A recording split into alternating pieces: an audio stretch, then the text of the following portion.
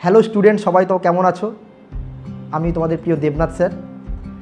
আজকে তোমাদের একটা গুরুত্বপূর্ণ বিষয় নিয়ে কথা বলবো। তোমাদের আর মাত্র 5 থেকে 6 দিন বাকি তোমাদের পরীক্ষার। তোমাদের 8 তারিখ থেকে মানে 8ই সেপ্টেম্বর থেকে তোমাদের তৃতীয় সেমিস্টার বা ক্লাস 12-এর থার্ড সেমিস্টার পরীক্ষা। 10টা থেকে তোমাদের পরীক্ষা শুরু, 11টা 15 পর্যন্ত, অর্থাৎ 1 ঘন্টা 15 মিনিটের পরীক্ষা। তোমরা সবাই মোটামুটি অ্যাডমিট পেয়ে গেছো।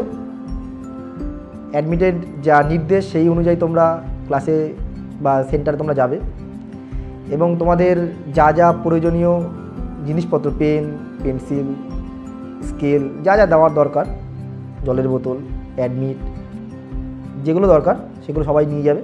সাথে তো অবশ্যই মা বাবার আশীর্বাদ তো নিতেই হবে।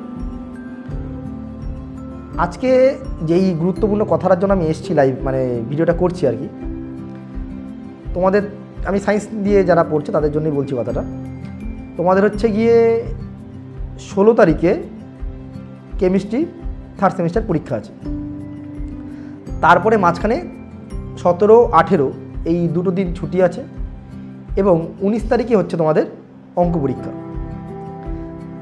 তা আমি একটা চিন্তাভাবনা নিয়ে তোমাদের কাছে এসেছি, সেটা হচ্ছে আমি 16 তারিখ এবং 17 তারিখ রাত 9টা থেকে একটা লাইভ ক্লাস করাবো, মানে দুদিন, 16 এবং 17।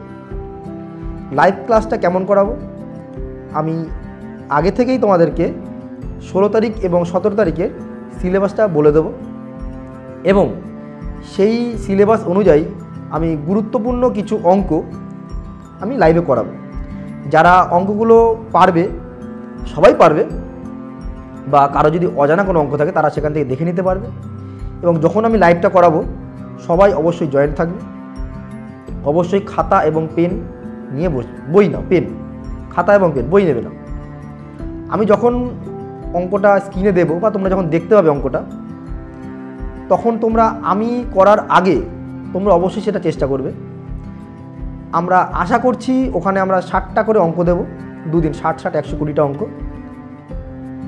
প্রথম দিন যেটা ভেবেছি যে 16 তারিখ রাতের বেলায়, অর্থাৎ 9টা থেকে শুরু করব, সেটা 11:30 হতে পারে, 12টা বাজতে পারে, তার আগে শেষ হয়ে গেলে হয়ে যাবে।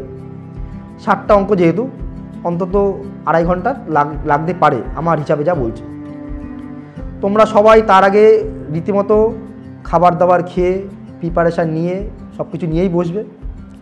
এটা করার একদম কারণটা হচ্ছে শেষ সময় মগজ ধোলা যেটা বলে, যদি ওখান থেকে কিছু অঙ্ক ইম্পর্টেন্ট আমি দিতে পারি তোমাদেরকে, সেটা যদি তোমাদের কাজে লাগে, সেই কারণে এটা করা।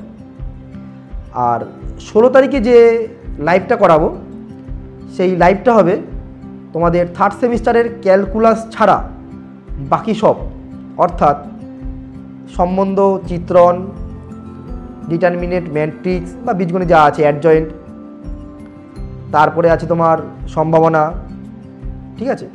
অর্থাৎ ক্যালকুলাস ছাড়া বাদ বাকি যা আছে সেটার উপরে 16 তারিখে আমি একটা 60খানা ম্যাথের একটা লাইভ ক্লাস করাবো। আর হচ্ছে 17 তারিখে আমরা পুরো ক্যালকুলাসের ওপরে 60খানা ইম্পর্টেন্ট অঙ্ক নিয়ে তোমাদের মধ্যে হাজির হব এবং তোমরা চেষ্টা করবে লাইভটা অ্যাটেন্ড করার।